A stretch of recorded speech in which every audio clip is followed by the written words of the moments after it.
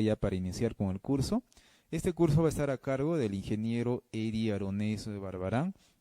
Él es ingeniero civil con mención en ingeniería vial, con diplomados en contrataciones del Estado en el marco de derecho administrativo, arbitraje, tiene experiencia como docencia universitaria, capacitador en Provías descentralizado, ex coordinador de obras de Provías centralizado, asesor de liquidaciones, formulaciones, expedientes, de valorización de obras, residencia, supervisión.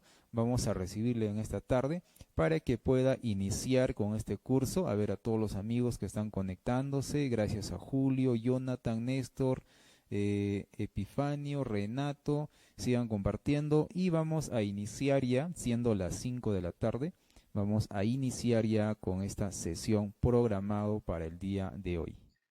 Bienvenidos a este curso sobre residencia de obras públicas.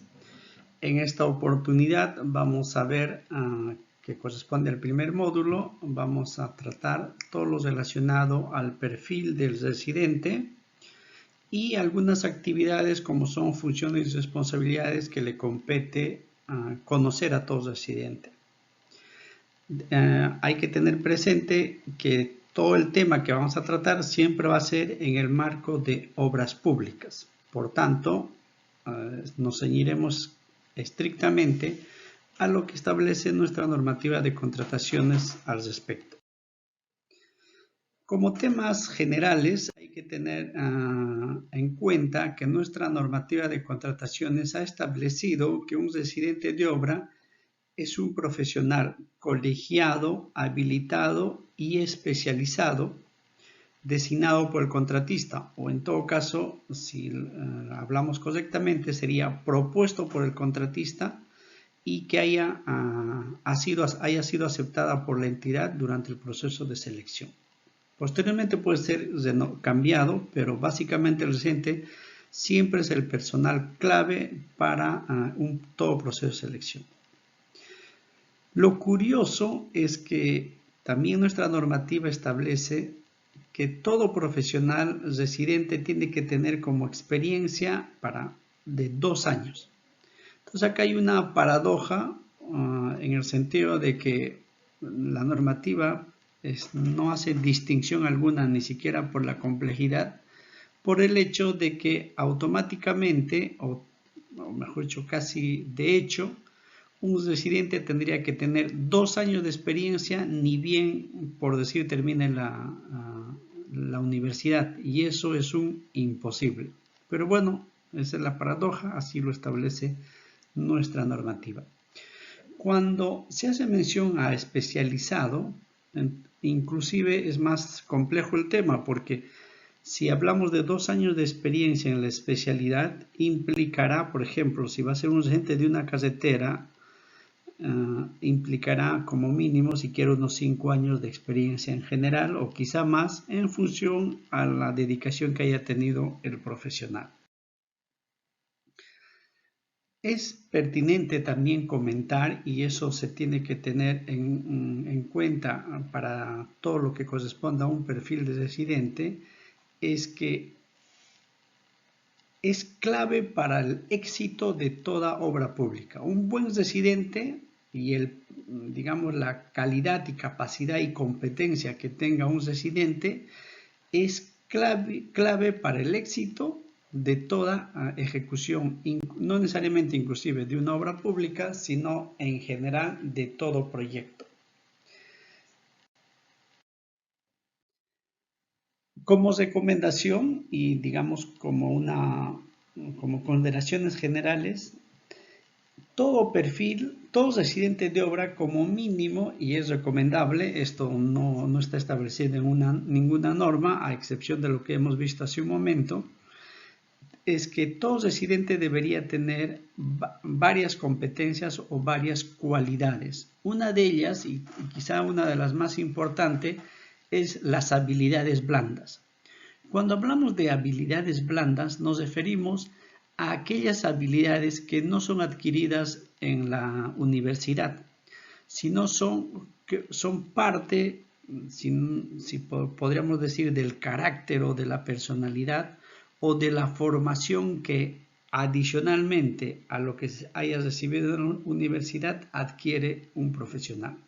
Por ejemplo, una habilidad blanda es la capacidad de ser líder, la capacidad de ser organizador, la capacidad de ser un buen planeador, la capacidad de tener una inteligencia emocional, que incluso esta inteligencia emocional y social es la que le permite a un residente poder afrontar diferentes comunicaciones con los diferentes actores que participan en una obra. Ese es por un lado. Otro perfil que debería tener un buen residente es ser un administrador de contrato. Hay que tener en cuenta que una ejecución de una obra pública es esencial el conocimiento, si no es a nivel especializado, pero al menos a nivel avanzado, de toda la normativa de contrataciones. Un desconocimiento de la normativa para un residente es fatal.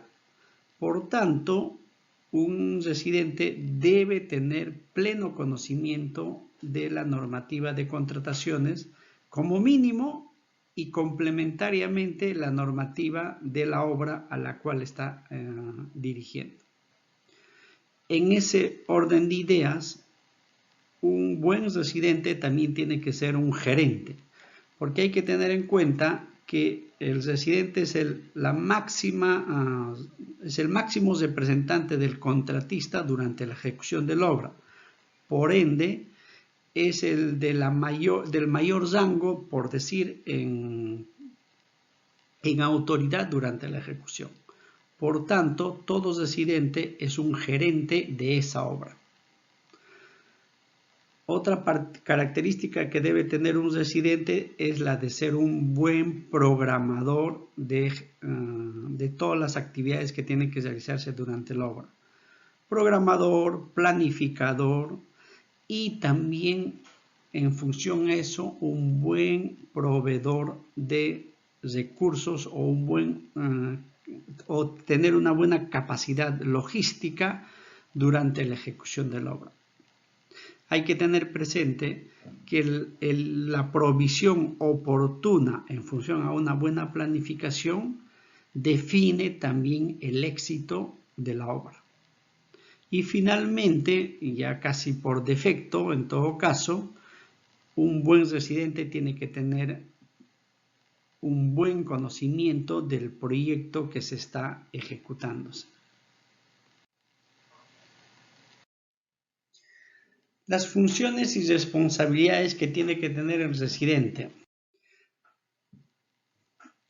Una novedad y que ya está vigente para el caso de ejecuciones de obra a partir del mes de diciembre del año pasado es que ahora la revisión del expediente técnico es de obligatorio cumplimiento para todo contratista. Por ende, el residente, que es el representante del contratista en obra, tiene la obligación de revisar todo el expediente técnico en un plazo máximo de 15 días calendarios cuando la obra es menor a 4 meses. Si fuera mayor, el plazo máximo es de 30 días. Como ven, independientemente a la complejidad del proyecto y únicamente en función al plazo de la ejecución de la obra, el tope que tiene un residente es de 30 días. Este informe técnico que debe hacer un residente de todo el proyecto, incluyendo la compatibilidad del expediente con respecto al terreno, es entregado al supervisor y este a su vez tiene 7 días para obras menores a 4 meses de plazo y para mayores 10 días para revisarlo y emitir su pronunciamiento hacia la entidad. Otra función que tiene un residente es que es el representante del contratista en la obra para todos los efectos ordinarios. Vamos a ver más adelante cuáles son los alcances y las limitaciones de esta representación. En ese sentido, un residente tiene la responsabilidad de abrir el cuaderno de obra. La primera anotación del cuaderno de obra es del residente. Y también es el responsable de tener a disposición en el acta de entrega de terreno el cuaderno de obra. En otras palabras, el residente es el que tiene que comprar y hacer legalizar el cuaderno de obra. A partir de ahí, todas las hojas de este cuaderno tienen que estar firmadas tanto por el residente como por el supervisor o inspector. Adicionalmente, es responsabilidad de este profesional el registro en el cuaderno de obra de todos los eventos y consultas que quisiera hacer durante la ejecución de la obra. Hay que tener presente que no es obligatorio que el residente anote todos los días o cada cierto tiempo. La normativa no ha establecido eso. Esta responsabilidad es facultativa. Otra responsabilidad que tiene el residente es que tiene que registrar en cuaderno de obra, en caso que quisiera solicitar una ampliación de plazo, todas las circunstancias que ameriten este retraso durante la ejecución de la obra. Vamos a ver más adelante que en esta situación, como mínimo, tiene que anotar el inicio de la causal y el final de la causal.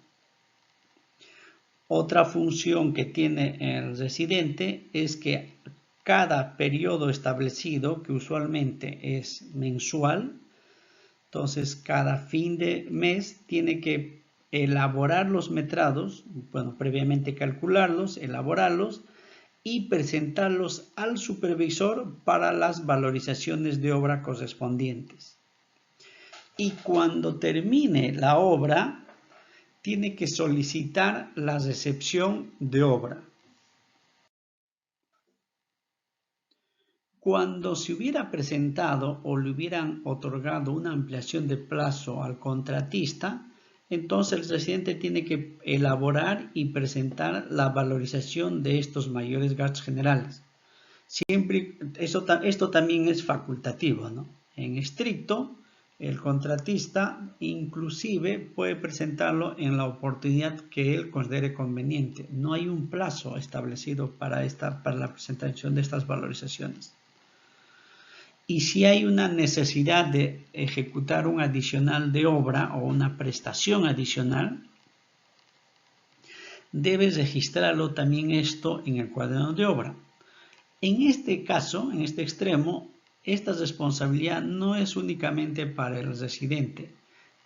En defecto del residente lo hace también el supervisor o el inspector. Otra de sus funciones o responsabilidades es que tiene que otorgarle todas las facilidades al supervisor o inspector para que este profesional realice sus funciones adecuadamente. Es decir, tiene que darle todas las facilidades para que el supervisor pueda ingresar a todos los ambientes y en el momento que él crea conveniente para que supervise adecuadamente todo el proyecto. No puede haber restricciones. Otra función y responsabilidad es que es el responsable de la custodia del cuaderno de obra. ¿Esto qué quiere decir? Que si el cuaderno de obra se perdiera o se deteriorara, es responsabilidad del residente. Inclusive, en un extremo, si por obra incluso no hubiera sido responsabilidad de la pérdida en este escenario del cuaderno de obra y hubiera sido responsabilidad, por decir, del supervisor, como la normativa establece que el residente es el responsable de la custodia del cuaderno de obra, entonces finalmente, si hubiera alguna sanción, y de hecho que va a haber una sanción, cae para el contratista. En ese sentido, Como el residente únicamente es el representante del contratista para efectos ordinarios de la obra y de lo que hemos visto cuáles son sus responsabilidades y funciones, por tanto, el residente no tiene la competencia ni la facultad, por ejemplo, para presentar ninguna solicitud de ampliación de plazo. Tampoco puede presentar el presupuesto adicional de obra y menos presentar solicitudes de solución de controversias como arbitraje, conciliación o inclusive ante la Junta de Resolución de Disputas. Todo eso lo hace el representante legal, no el residente. Si bien puede elaborar todo el expediente o todo el informe, la parte técnica, pero el que presenta finalmente el documento no es el residente, sino necesariamente el representante legal. Un documento esencial durante la ejecución de la obra que se requiere para la comunicación escrita entre las partes, especialmente con el supervisor, es el cuaderno de obra. El cuaderno de obra es un documento que se apertura al inicio de la obra, incluso antes de la entrega de terreno o en la entrega de terreno,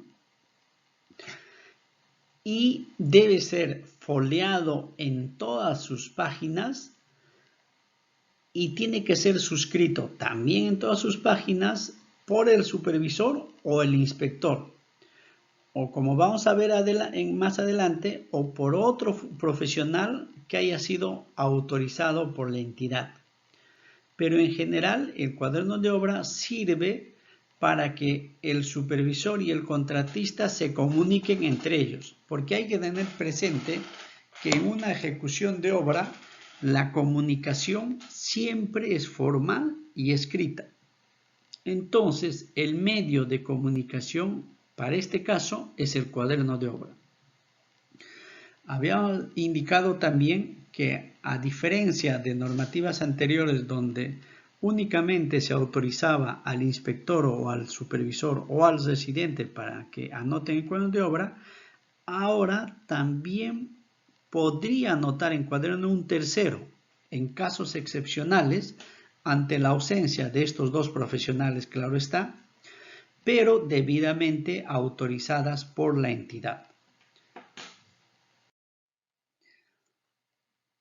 Una novedad con la modificación, con la última normativa vigente, es que ha establecido que muy pronto, digamos, en tanto que todavía no se habilite una plataforma para esto, pero ya se ha indicado que el cuaderno de obra en un futuro próximo no va a ser ya físico, sino virtual.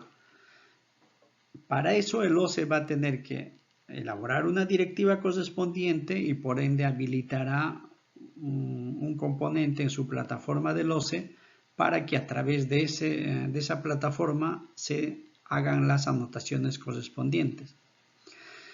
¿Cuál es la ventaja de esto? Que prácticamente ya se evitará suplantaciones, por ejemplo, de cuadernos de obra. Y se podrá, tanto para la entidad, en general para la entidad, en tiempo real podría estar verificando las anotaciones que se realicen, de tal manera que se evite, que es una práctica común hasta ahora, regularizar a cientos de cuadernos de obra.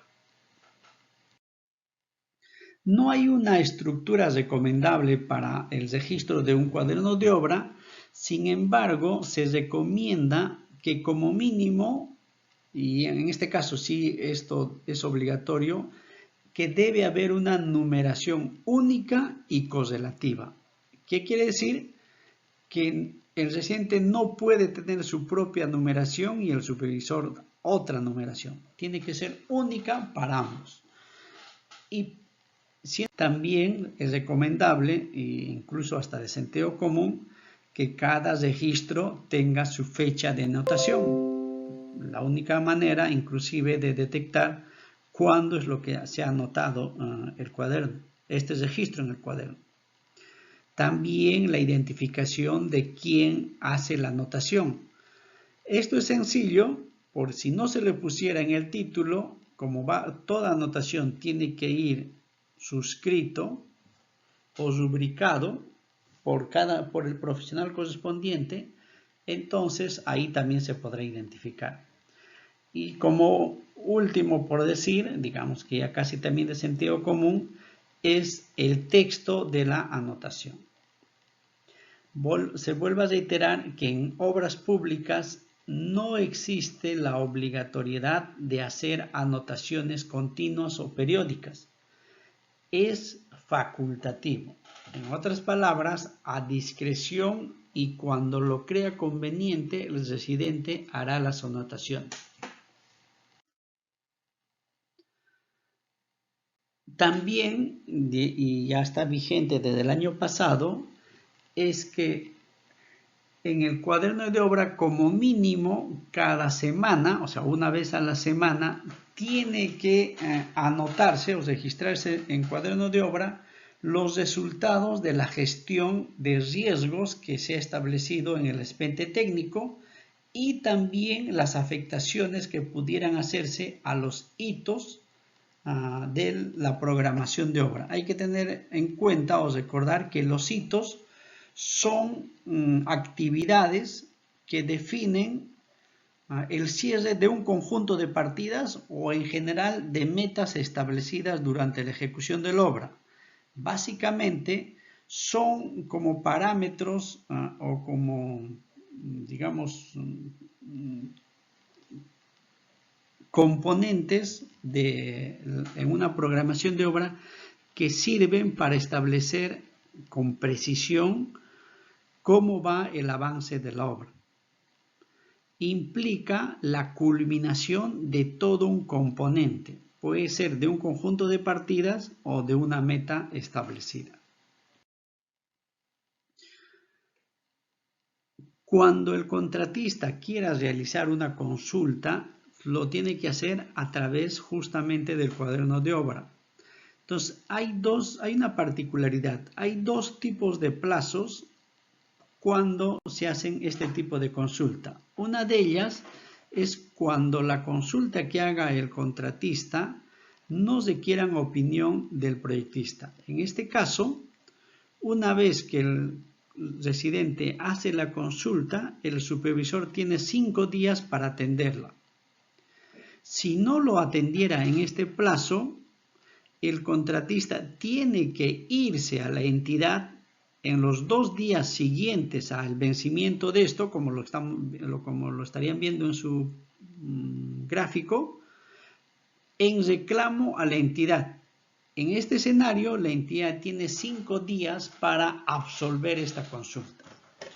La normativa establece que cualquier demora en estos plazos, o en el plazo final en todo caso de la entidad, es una causal válida para una posible ampliación de plazo. La otra es en el escenario de que estas consultas sí requirieran opinión del proyectista. Si fuera así, el plazo para que el supervisor absolviera son únicamente de 4 días.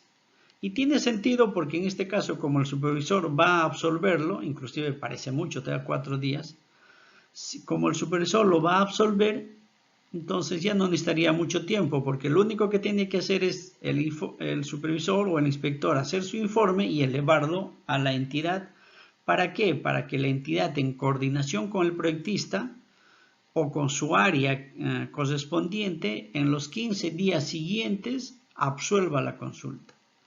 Si se vence este plazo de los 19 días en general, también es una causal de ampliación. De ampliación de plazo, claro está, ¿no? Dicho esto, vamos a ver ahora lo que corresponde a adelantos directos y materiales. Todo residente tiene que saber que durante la ejecución de la obra, la entidad puede pagar 2 tipos de adelanto, el directo y el de materiales. el directo que se paga antes de que inicie la obra, en tanto que el de materiales durante la ejecución de la obra. Esa es la diferencia sustancial de estos dos tipos de adelanto. Y en el caso del adelanto directo, como máximo se otorgará el 10% del monto del contrato original, en tanto que de materiales, como máximo es el 20% del monto del contrato original. ¿Eso qué quiere decir? Y mejor dicho, el monto exacto del adelanto que se podrá otorgar en cada obra se indica expresamente en las bases. Quiere decir que en las bases podría decir que el adelanto directo corresponde únicamente al 5% y del materiales, por ejemplo, del 15%. Los montos que establece la normativa son montos máximos. Los plazos del trámite para lo que es el adelanto directo es que una vez que se suscribe el contrato, el contratista tiene como máximo 8 días calendarios para presentar la solicitud que incluye la factura y la garantía en forma de carta fianza al contratista. Y una vez que la entidad recibe esta solicitud, tiene 7 días calendarios para pagar este adelanto. En total son como máximo 15 días calendarios después de que se suscribe el contrato para darle el adelanto al contratista.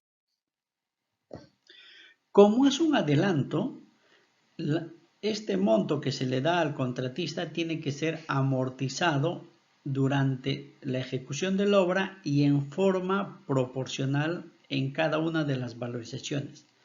¿Qué quiere decir eso? Como en la fórmula lo están viendo, que si se le ha otorgado al contratista un 8% de adelanto directo, significa que cada mes se le tendrá que descontar de la valorización del contratista el 8% de su valorización.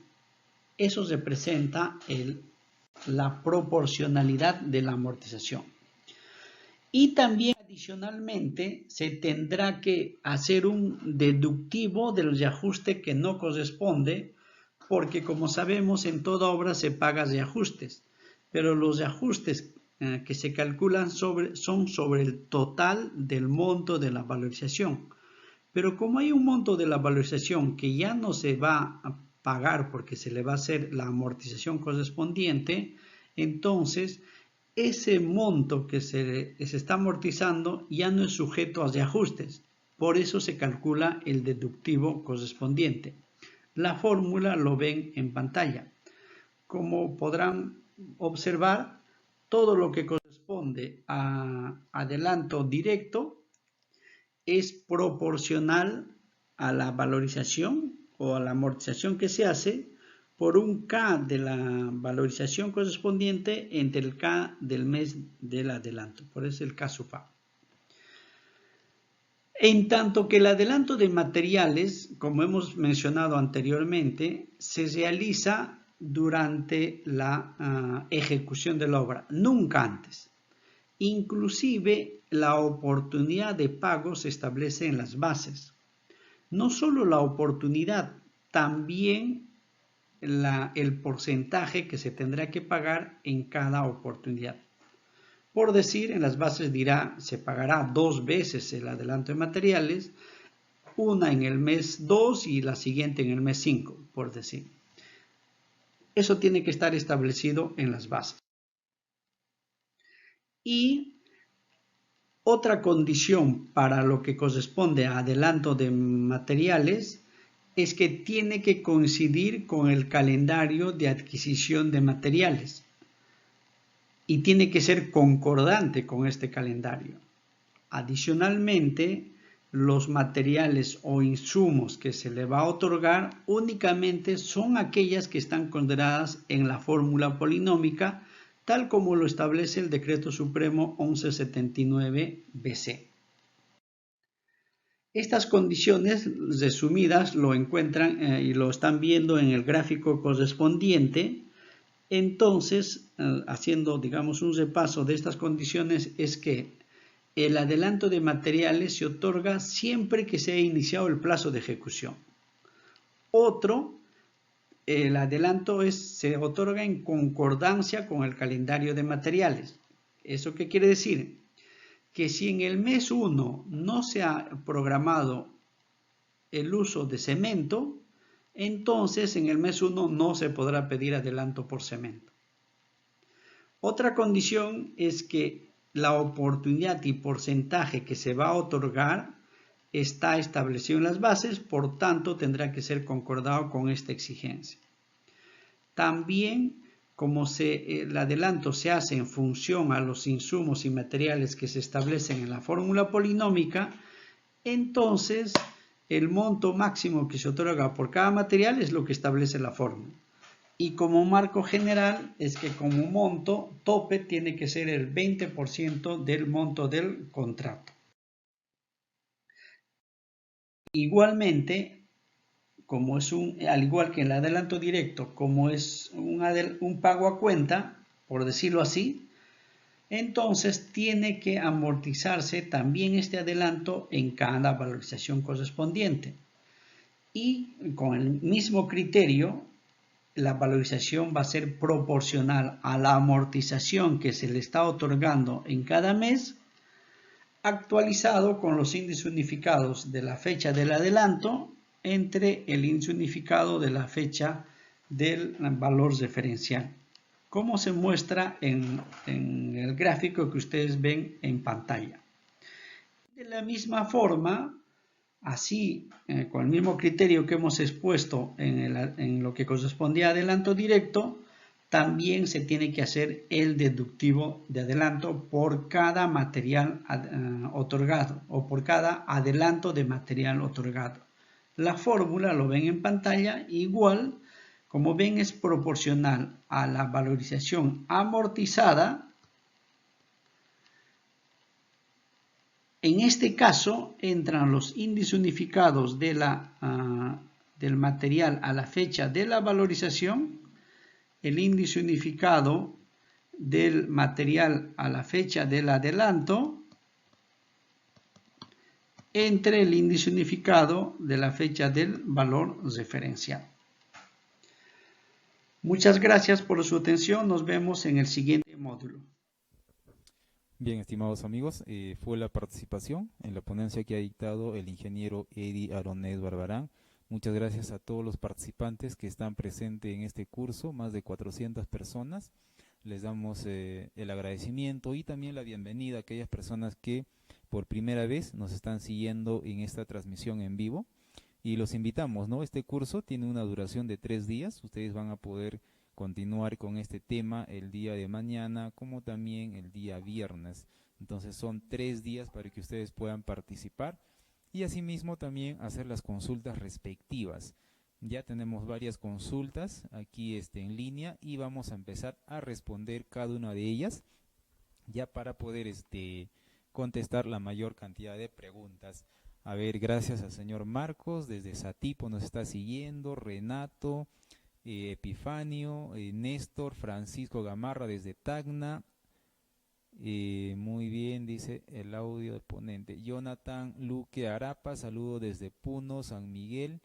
Julio César Saavedra desde Talara. Ángel también. Justo Porto, saludo desde Puno. Gracias, ingeniero. A ver, vamos a las consultas. Se fue el audio, menciona.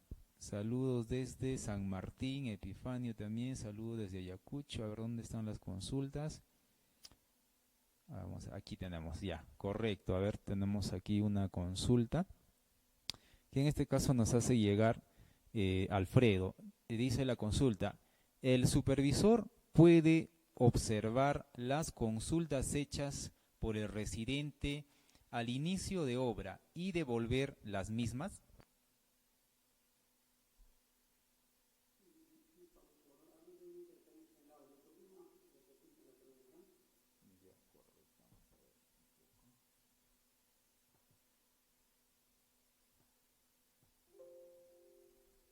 Ya, correcto. A ver, nuevamente vamos a formular la consulta. Dice, el supervisor puede observar las consultas hechas por el residente al inicio de obra y devolver las mismas.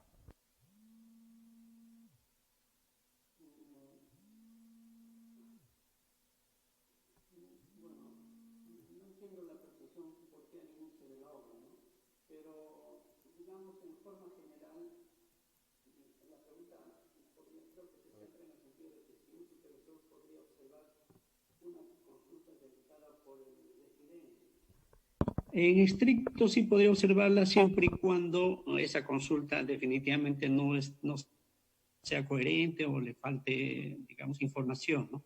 En ese sentido, más que observar, lo que tendría que hacer es pedir al residente que complemente o aclare su consulta para poder, dependiendo del caso, poder absolverla o si no, elevarlo a la entidad.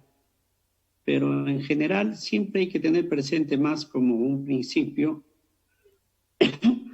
El supervisor es un representante de la entidad cuya función, aparte de controlar la calidad de la obra y el control de la ejecución, es velar que la obra se culmine dentro del plazo establecido y darle todas las facilidades al contratista bueno, en este caso al residente, para que la ejecución de la obra sea fluida. La idea es no complicar la labor más bien al residente. Entonces, si por A o B el residente no formuló bien su consulta o tuviera algo que complementar, básicamente lo solicita a través de cuaderno de obra.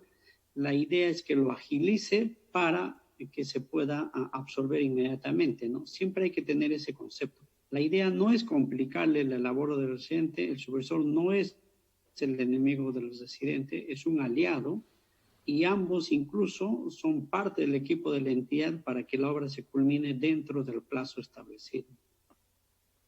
Correcto, ingeniero, gracias por la respuesta.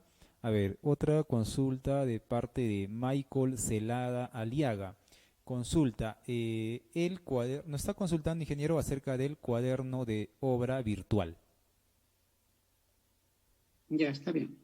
A ver, bueno, no menciona específicamente qué es lo que la consulta, solo me dice consulta el cuaderno de obra virtual. O sea, supongo que es en qué Bueno, consiste, ¿no? tal vez quizá lo que desea es que se amplíe este tema del cuaderno virtual. Mira, en la última modificación, en la 348 la 348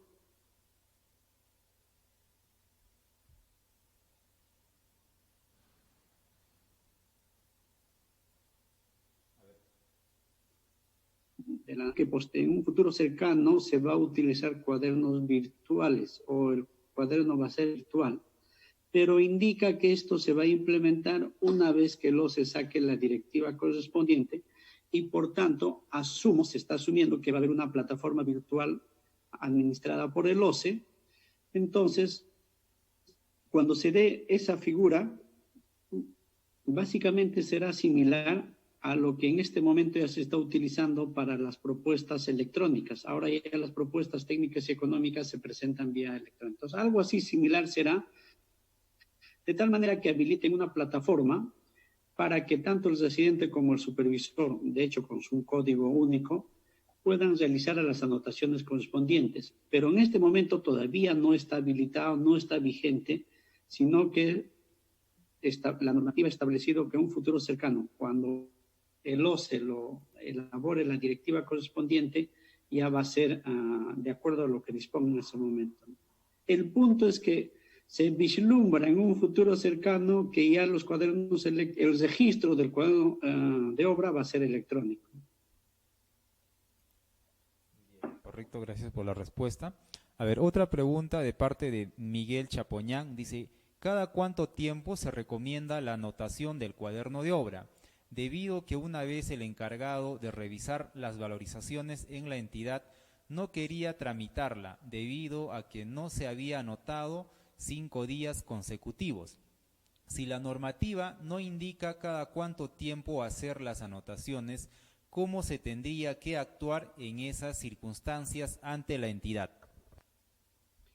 En general, siempre, y eso hay que tenerlo presente para todo profesional profesional que está dentro de un contrato público, sea residente, supervisor o funcionario público, siempre se tiene que tener presente que todo lo que uno hable tiene que estar respaldado por una normativa en general. Eso siempre uno tiene. Entonces, cuando algún funcionario o algún profesional exigiera, por decir, como en el caso que se pregunta, que por qué no anotó como mínimo cada 5 días, entonces lo que se tiene que decir al funcionario, al profesional que ha dicho eso es sobre la base de qué normativa, sobre la base de qué reglamento o cuál es su fundamento legal por el cual está exigiendo eso. Entonces, siempre uno tiene que acostumbrarse a eso. Entonces, el contratista en este caso lo único que tendría que decir es, de hecho, cortésmente, sin llegar a un ánimo conflictivo, de que le indique la entidad en qué parte de la normativa establece que el contratista tenía que anotar cada 5 días. Eso sería. Pero complementando esto, hay que tener presente que la normativa sí establece una cantidad mínima de días de registro de cuadernos de obra, pero para efectos de evaluación de la gestión de riesgos. Ahí se indica como mínimo una vez a la semana. Solo en ese caso estableces. En los otros es opcional y facultativo para el residente. En el caso de emisión directa, sí, bueno, cada entidad tiene su propia directiva y ahí podría establecer la obligatoriedad tal vez de hacer anotación de cuadernos de obra. Pero en obras por contrata no hay ese caso, no ese es el caso.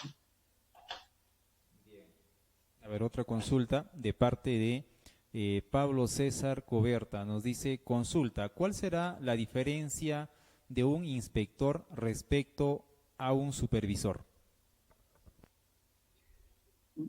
Esencialmente, la diferencia es que el supervisor es una persona natural o jurídica externa a la entidad, que en estricto no tiene un vínculo contractual laboral con la entidad, en tanto que un inspector sí tiene un vínculo laboral con la entidad. Usualmente es es un funcionario de planta de la entidad y, bueno, en algunos casos excepcionalmente se contrata, digamos, exclusivamente para que sea inspector, pero en este caso su contrato es un contrato de vínculo laboral. Esa es la diferencia. O sea, en reglas generales el inspector es un funcionario de la entidad, en tanto que el supervisor no es un funcionario de la entidad, es un tercero ajeno, es un contratista más. Correcto, a ver, otra consulta más. Voy a tratar de revisar, están pasando rápido las consultas. Bien, a ver, otra consulta. Eh, a ver, le están respondiendo también a Julio. Julio Barraza dice, ¿qué tipo de consultas requieren opinión del proyectista? Como regla general, cualquier consulta que implique modificar el proyecto o el diseño de ingeniería implica que el proyectista tiene que pronunciarse. Esa es la regla general.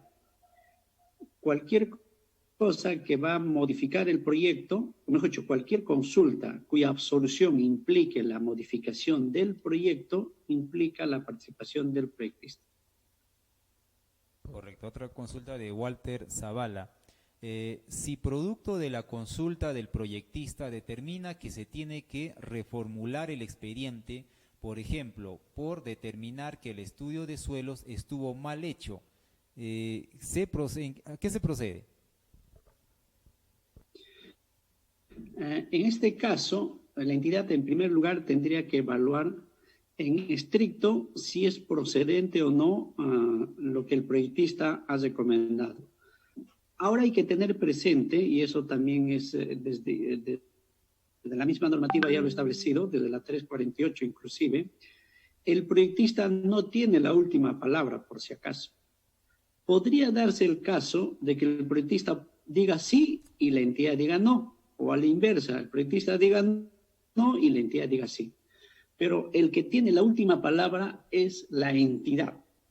Entonces, si el proyectista ha recomendado, y bueno, inclusive está poniéndose la soga al cuello al decir que el estudio de suelos está mal hecho, porque estaría reconociendo que él ha hecho un mal trabajo, independientemente de eso, si el proyectista ha recomendado eso y la entidad cree que es procedente, que hay que reformular todo el proyecto, entonces lo que tendrá que hacerse es, en este caso extremo, reformularse todo el expediente, ¿no? Si la reformulación va a implicar una modificación que implique más del 50% del proyecto, entonces no queda otra que resolver el contrato, reformular el expediente técnico y volver a convocar a un nuevo proceso de selección.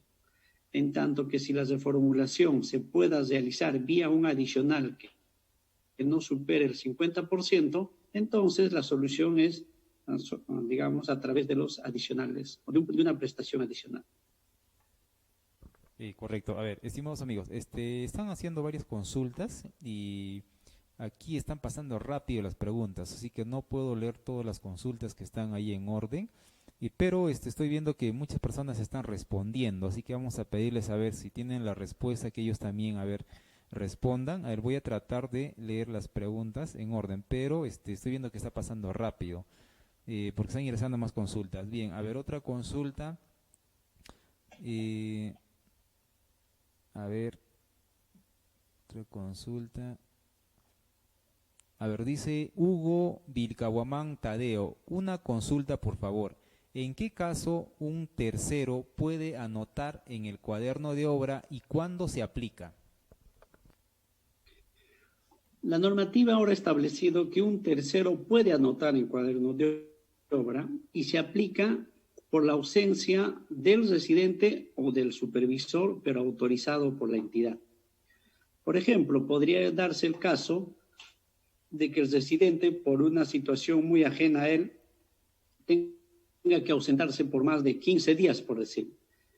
O en el peor de los casos, el supervisor, que es lo más importante. El supervisor se tenga que ausentar por 15 días por un tema de descanso médico, un tema de quizá de limitaciones o una imposibilidad para estar en lugar de la obra. Entonces, en ese momento, la entidad aprueba que el reemplazo a un profesional que los reemplace al supervisor, digamos titular, para que en ese tiempo él haga esa anotación. Entonces, como regla general es por la ausencia de los titulares.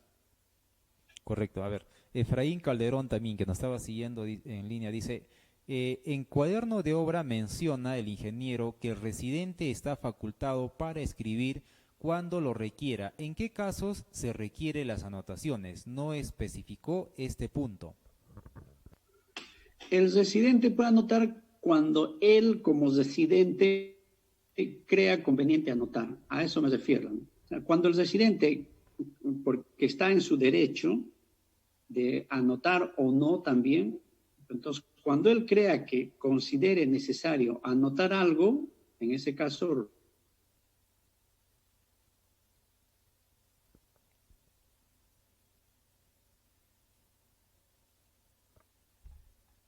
Hola, a ver.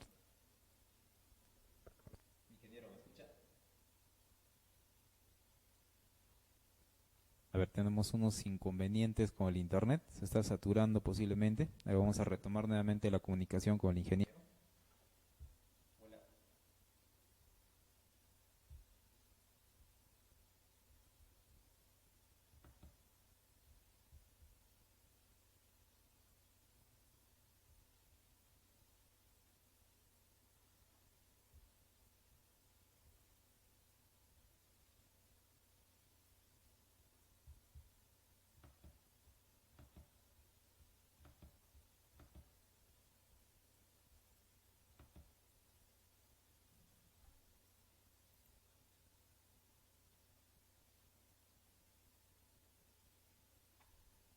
A ver, estimados amigos, tenemos una interferencia con el internet, porque estamos haciendo un enlace con el ingeniero para que pueda responder las consultas.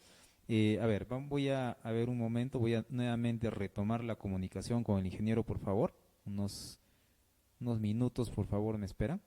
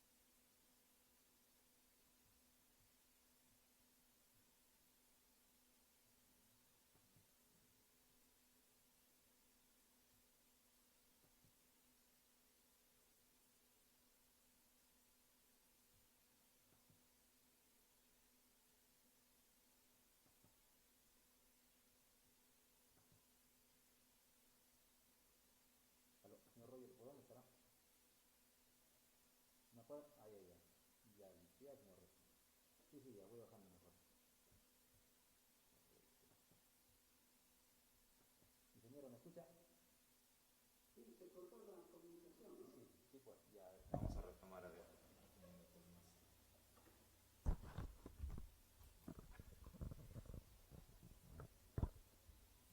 Bien, bien, estimados amigos, con las disculpas del caso, había unas interferencias por internet. A ver, vamos a continuar.